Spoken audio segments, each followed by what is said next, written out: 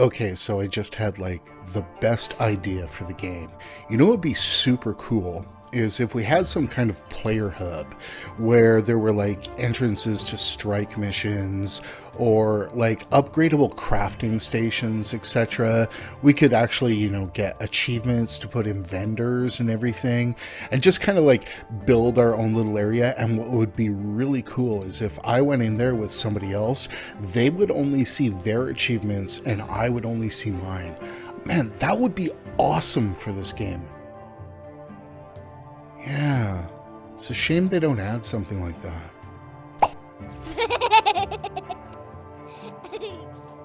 What's good, everyone? You got Mind Circus here with you, and welcome to my thoughts and impressions on the upcoming expansion pack End of Dragons for Guild Wars 2.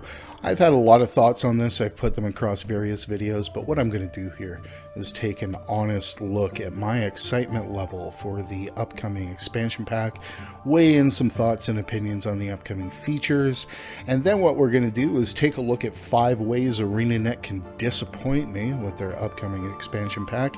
And finally, I will weigh in with a few predictions on the upcoming story that's going to come out. Because believe it or not, I actually am slightly invested in the story of this game. So, with that said, let us start by taking a look at the Hype 9000. No 9000 computer has ever made a mistake or distorted information. So, the Hype 9000, what this is going to do is measure my excitement level as we speak about some of the various features and topics of the expansion coming up. And really what it's going to do is, in basic shapes and colors, give you a good idea of how excited I am. It's all very scientific, I assure you. In order to measure my excitement as scientifically as possible, I have set a scale that ranges from all aboard the hype train to our lowest level of excitement, which is, of course, Mike Z announcing the Icebreed Saga. So the first thing that we're going to take a look at is ArenaNet and their past performance on expansion packs. And I'm going to fanboy out here at this point. There's just no two ways about it. I loved Path of Fire. Path of Fire is the answer to what is the greatest MMO expansion of all time. There is a lot to love about Path of Fire. Not just in the mounts, but in the world design, in the storytelling, in the lore, in the mechanics, in the elite specs. Path of Fire stands out to me as probably the best money I have ever spent in gaming. And after delivering something like that, ArenaNet absolutely earns a level of trust and respect from me that is also reflected in the quality of Heart of Thorns. Heart of Thorns is also an excellent expansion pack, absolutely ranking in the top 5 MMO expansions that I've played ever. So really what this means is ArenaNet has a solid track record, and a solid track record means a lot in my books. Path of Fire, Heart of Thorns were excellent. I hear great things about the old expansion packs from Guild Wars 1. ArenaNet's pedigree here is unmatched, and this obviously has a very, very solid level of impact on my excitement for an upcoming expansion. So let's take a look at what one of the biggest features announced about the expansion is. Let us take a look at Skiffs. And how do I feel about Skiffs? This is how I feel about Skiffs. I've already got a skiff. I've already got something that will zip around on the water. It was already upgradable. This can actually go underwater too. So what's the difference? Obviously, it's a 2-player mount. Okay, I guess. This has absolutely zero impact on my day-to-day gameplay. Next up is the Siege Turtle. Again, we're talking about another 2-player mount here. Now, the Siege Turtle is interesting because I'd like to kind of hold back on any thoughts and impressions on it. Obviously, I played with the Siege Turtle during the beta, and it was good for about 5 minutes. And really, that was it. I lost interest after that. I saw what it could do, I saw the combat capabilities of it, and I just was not excited. There are a lot of reasons for that, and mainly it is that a lot of us just don't feel the need to tote other people around this world. It's not that hard to get around in the first place. I get the social aspect of it. I think that that's kind of fun, but honestly, in terms of coming up with the technology to make combat happen while mounted, this seems really like a low effort kind of manifestation of mounted combat. So I'm not going to go off the deep end too much about this because of one fact. I don't know how this mount will play in areas that are designed for it. And that really is kind of the big thing. Like, what does the Springer mean? Well, the Springer means a lot when you are in desert highlands and the environment is designed to exploit the mechanics of it. So I'm going to hold back too much derisive thought about this, but at this point, it's another mount. I already have a ton of mounts. I'm not sure that this one brings anything to the table that really interests or excites me. Fishing, where do I start? This really feels misguided in my books, and I understand there are some people who are very passionate about this activity. I've got some friends that will die on a hill about this particular feature. I just don't think it's a selling point for an expansion. And what's worse is there were a ton of resources in terms of the art department and, you know, the new mechanics and putting this stuff all over Corteria. And I wonder to myself, who is going to engage with this system and for how long? Fishing in MMOs has always seemed like one of those superfluous activities to me. And I get that some people really like it. I get that there's a bunch of people who played RuneScape out there that think that fishing is fantastic. I get that there's a bunch of people out there playing BDO right now just waiting for the next time a golden fish comes into the rotation. But honestly, to me, not having features like fishing, particularly in a game whose life skilling system is as weak as Guild Wars 2, was one of the smartest decisions that they had made. I really loved that up until this point that the development resources were always spent on more combat activities. Maybe they didn't always hit the mark with me, but one of the hallmarks of Guild Wars 2 is that it did not go in for these kinds of passive time sinks. All things considered, I was so disappointed to see this as a marquee feature of the expansion that it absolutely negatively impacted my hype level. And then I realized just how many of my rewards and my progress are going to be gated behind this system, and really, my excitement tanked out for this expansion. So probably the number one reason I would buy this expansion will be 9 elite specs. The elite specs look like a mixed bag, very much like the last batch of elite specs did coming out. We tend to forget a lot of things about the Path of Fire elite specs, that while things like Weaver and Firebrand and Scourge came out completely busted, you know, Renegade sucked for months after Path of Fire was released. So I'm fairly confident that we will see an uptuning for the elite specs that may be underperformed during the beta. I'm looking at Untamed. I'm looking at Bladesworn as a really strangely performing spec for open world. While Bladesworn is absolutely good for other options, in open world, Bladesworn was not what we would call optimal. I am super excited for Willbender. I am super excited for Catalyst. I am super excited for Vindicator. Those ones really seem like the strong specs, but there are some things that at this point I doubt I'm going to play. That said, I don't play my Deadeye at all, so this is not a knock on the expansion. This is just a matter of some of the elite specs just not hitting the mark with me. Overall, I would easily pay $30 for 9 new elite specs for this game, and will gladly do so, and that feature alone is enough to really push my hype level pretty high. So 4 new strike missions. One of the bosses, we know who it is. It is my Trin. Adding my Trin, by the way, increases my hype level just because I love the voice acting in the character, to be honest with you.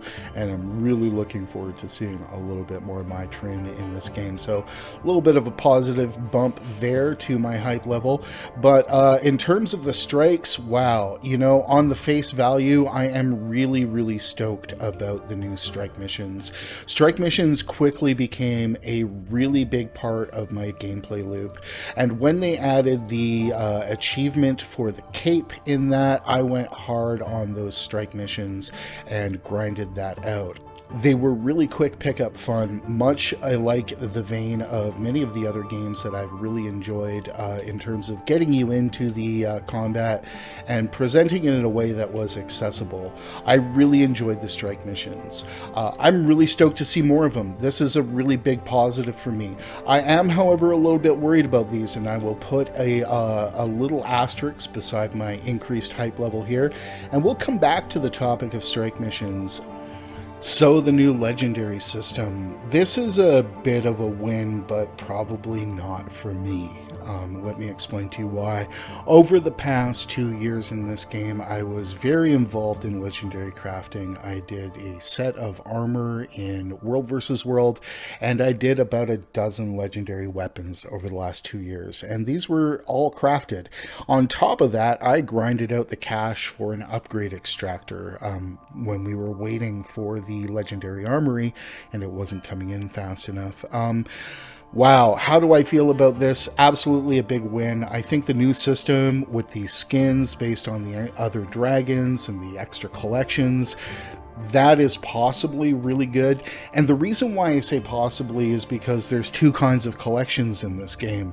There are collections that are interesting and fun and lore based, and then there are collections that are ticking off a series of boxes. Go find one obscure core event in Corteria, go kill one world boss, go make sure you're doing, the golem in Mount Maelstrom, and it just seems to be a laundry list of things rather than an actual interesting collection. We can also look at the legendary hammer Sharur for the Generation 2.5 weapons. And the reason why I bring this up, because this is a weapon that was built around the lore of ore. But the collection itself and the actual crafting of this weapon has absolutely nothing to do with ore or the ore maps. And in fact, the only real relevance to the ore maps is the amount of time you will spend at Pagas chopping elderwood. So it really gets back to that. If these are lore-rich collections that are actually interesting, that have us going to cool places that are representative of the Elder Dragon that these legendary skins are supposed to represent, then fantastic. If this is more to the end of Chuka and Champawat than it is to, say, Sharur, then I am absolutely in for this stuff, because that to me would be replay value. That to me would be increasing the value of my legendary weapon, etc., etc. So they announced a new guild hall. They even talked about, using the arena in the guild hall, but they gave absolutely no talking about using either PvP or World versus World balance in the guild hall arenas. This is a huge disappointment to me, and another one of those moments when I wonder just how far ArenaNet needs to miss the mark before they realize they're missing it. Look, I love the arena, and I would really love to use this system. This in itself would be the number one reason for me to invest in a guild hall. The guild hall arenas could be an invaluable way of training people, helping them kind of move ahead in competitive, etc. It could just be fun for duels, but it's not if it's using PvE balance. And the fact that the devs are not even thinking about this, or not even, making moves on this, and still selling us this arena in the guild halls, it just blows my mind. It just blows my mind. Negative hype for this absolute missing of the mark. The Jade Bot. How do I feel about the Jade Bot? I have mixed feelings on the Jade Bot. Anything that increases our QOL and gives us reasons to play and grind that out, I'm a big fan of that. I will grind out QOL for my account all freaking day long and be very happy about it. But We also get a whole lot of power creep with this feature. When we talk about adding 250 vitality to everybody who invests in this feature, that is a significant amount. And, you know, the mathematicians can correct me if I'm wrong, but I believe that's around the amount that a set of Ascended armor will get you if you are choosing, say, Marauder stats or something like that. That is a significant amount of power creep. I believe, you know, just doing it vitality and seeing how it works out is probably the best way to go. I expect that at some point we will see modules for other statistics as well in the Jade Bot. Whether or not that is to the game's detriment remains to be seen. I realize that there is a certain number of people who believe that the game is intrinsically too hard and that a 250 vitality bump would mean a meaningful amount of quality of life, I guess is one way to put it. It would be a meaningful increase to their stats. That said, I just don't think that the game needs this level of power creep, and I really am concerned that we are adding an entire layer of statistical advancement at this point to a game that really wasn't supposed to be doing that. I think some of what they've shown us is really interesting and fun. I do, however, really worry about setting a precedent for adding more stats in this game. Finally, let's talk about Arborstone for a few moments, because oddly enough, Arborstone is the one thing that bothers me the most about this expansion in terms of features that are not hitting the mark, and it does for a couple of pretty serious reasons. The number one reason that Arborstone actually kind of bothers me is we already have this in the game. Arborstone is a next level version of what is happening in Eye of the North. It is an expansion on Sun's Refuge. It's those two systems put together in a much larger instance. It's a player hub more than anything else that we can upgrade. And all this technology actually exists in the scene that you are looking at in front of you right now. We have the ability to add new vendors. We have the ability to hit certain portals. We have a waypoint, etc. Obviously, this is not nearly as full featured, and some of the other features that are involved in Arborstone are better reflected in Sun's Refuge, including the whole idea of building it up into this, special place. Why does this bother me? This is a whole lot of developer resources that are being repackaged at us, I guess is the best way to put it. There is nothing that we saw in the Arborstone preview that is not reflected in Sun's Refuge and Eye of the North. That bothers me and that concerns me, because first off, were the engagement in these features high enough to take it to that next level? I really wonder. Because me personally, I did the armor collection in Sun's Refuge, and then I noped out almost immediately. There was no tangible benefit to me after that point. And really, that's where it left. And I was fine with that, and I was fine with the ability for people to go ahead and customize that further. That's absolutely great. And then we have Eye of the North with our, purchasable crafting tables, upgradable portal, etc., etc. When a company starts repackaging things as something new, you need to throw a red flag on that. It's that simple. When they are selling you features that are already in the game as some new technology, you need to take a step back and ask why that is happening. Was the engagement level on these systems high enough to take it to the next level? That really is my question, because I personally barely interacted with these systems. There's no tangible reason for me to go ahead and upgrade Eye of the North when everything is sitting for me back in Fields of Ruin in terms of crafting tables and the QOL that I find that I need on any given day. So I'm worried about it for that reason. I'm worried about a lot of developer resources being put into that. And I also think that it sends a red flag about the studio's capabilities.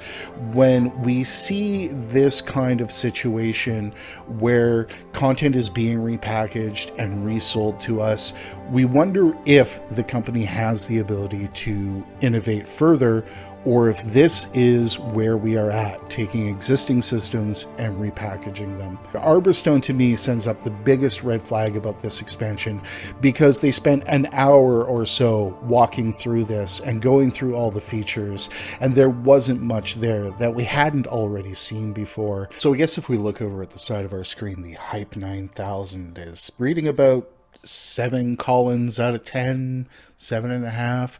I think that's reasonable for hype on this expansion. It's really, though, unfortunate that I'm feeling this way at this point, and I'm going to touch on why. A year-long content drought has really kind of shaken my faith in ArenaNet. Let's now turn our attention to the next question, and is, how is ArenaNet going to F this up? What are the 5 ways that ArenaNet can disappoint me heading into this new expansion? So the number one way ArenaNet can disappoint me with this expansion is to gap on the promise of strikes. What we don't need in this game right now is the promise of another content stream that gets abandoned after the first few iterations of it. And yeah, I'm talking about any number of things that just aren't worked on anymore. You could point to dungeons, but more specifically, let's look at fractals. Let's look at the way that fractals seemingly have been dropped like a hot potato. That leaves me with a lot of wishing for new content. That's not a good feeling in an MMO. And if what happens is ArenaNet delivers us 4 strikes and then it is 8 or 9 months before we see something else added to this slate, I'm going to be really let down by that. When Icebrood launched and strikes were part of that, we were seeing 2 of these added with Living World episodes. I think we actually saw a Living World episode where 3 strikes were added. That's fantastic. That's what I'm looking for. And if we go 8 or 9 months after End of Dragons and we don't see another strike added, I'm going to be severely let down. Number 2, ignore repeatable co-op story missions. Up until Icebrood Saga, the number one problem with story missions in this game was they were absolutely too easy and became a worse experience when you played them with your friends because of the lack of challenge. Anybody who goes into an existing story mission before the DRMs will be met with a really tepid experience in terms of the challenge and the reward. Now, Icebrood Saga came along and we got DRMs. I'm that guy who loves DRMs. I still play them to this day. I think that they are an excellent replacement for fractals in terms of my daily gameplay loop without having any new fractals added. I think they are cheaper to make than fractals. I'm certainly hoping they are. And they were fun. They were something I could do with my friends when we were just sitting around wondering what to do. We could just go run a few DRMs on full challenge mode. We could low man them and enjoy the experience and enjoy the combat in this game. For us to take a step backwards at this point would be one of the worst things ArenaNet could do. The other night I was sitting there talking with a friend of mine saying, hey, could you imagine a world in which all the story missions in End of Dragons were delivered in a DRM format where we could go and repeat them whenever we wanted for a reasonable challenge and a reasonable reward? That would be fantastic. And if we take that step backward right now and go back to the old story missions, just because there's somebody out there that struggles to do 2.5k DPS against a golem, it's going to be a real slap in the face to those of us who took solace in the fact that maybe the company was heading in a new direction with DRMs. The next way ArenaNet can disappoint me with End of Dragons is having no follow-up plan for content release after End of Dragons. If they have gone all in on this expansion to the point where there is no content being developed right now for post-release, I am going to be somewhat upset about that. This content drought has been one of the more challenging periods in my fandom of this game. A year without any actual content is absolutely unacceptable for an MMORPG, particularly for one that was offering us content so well around Path of Fire. Now, if you remember Path of Fire, we got an expansion, and then we got our Living World episode 3.5 months later without any delay. And in fact, there was no delay between the end of Living World Season 3 and Path of Fire itself. So now we're in a situation where we have waited a year for this expansion, and if I have to wait another 5 or 6 months for another content drop after End of Dragons, it will be yet another sign that this game is completely on the decline. The next way ArenaNet can disappoint me with End of Dragons is to give me an unfinished experience like the last 2 expansions. Path of Fire had a large piece missing from it, whether or not you agree. It's around desolation. There's a big piece of the story that's missed, and it's obvious that there was a lot of other content to go in there, but that was cut due to either budget or time. Same thing with Heart of Thorns, only the cut content is a little bit better documented. There's obviously a missing path in Dragon's Stand. There is quite obviously some story that was cut around Tangled Depths. And all this stuff leads to this kind of unfinished feeling in the story campaign.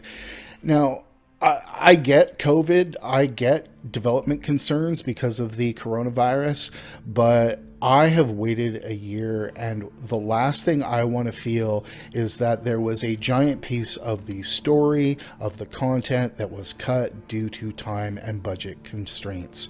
It's been a year-long content drought. It's time to show up with something good. Finally, no balance for PvE until summer. I have heard a rumor that there will be no significant balance patches for PvE until summer.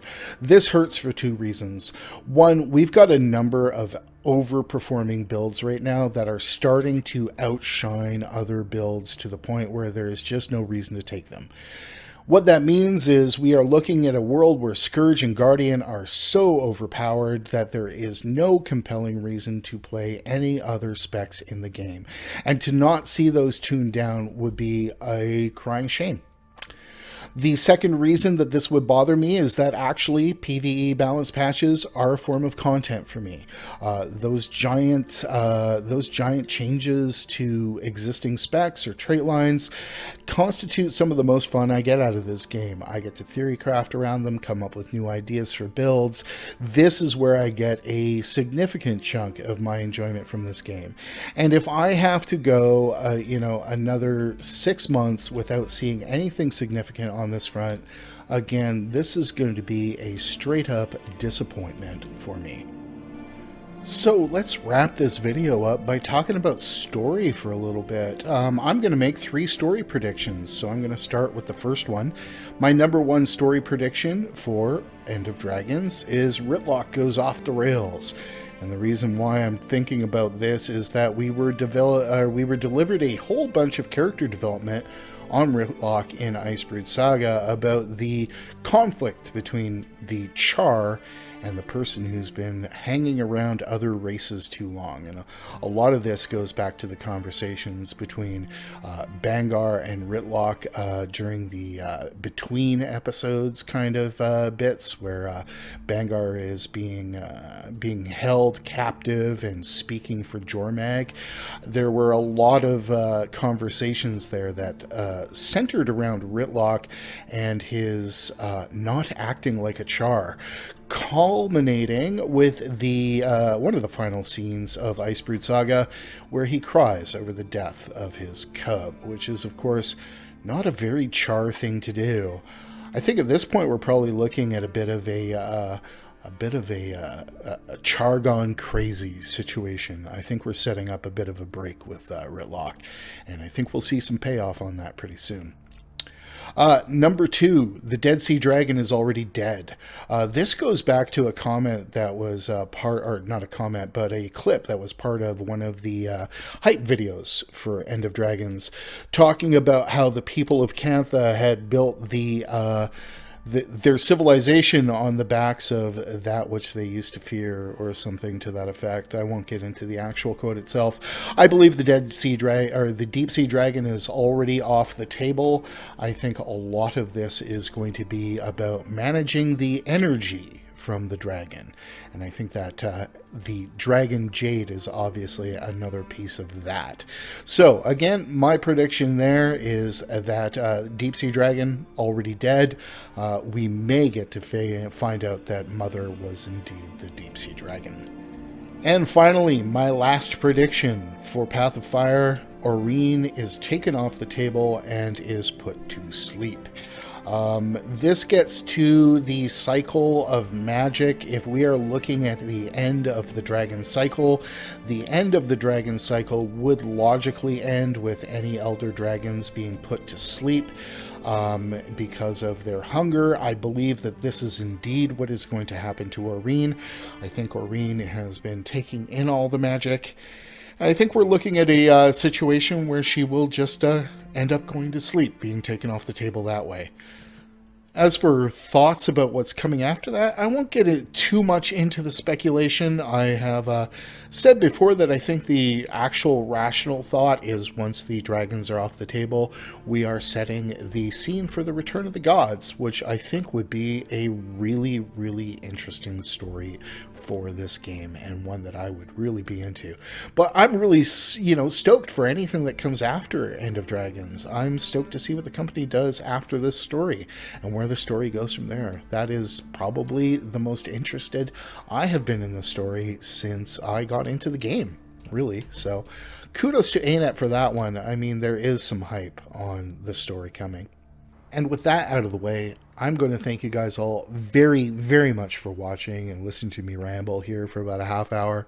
I am going to remind you to have fun in game and min-max your real life. And I'm glad we took this moment. We'll see you next time.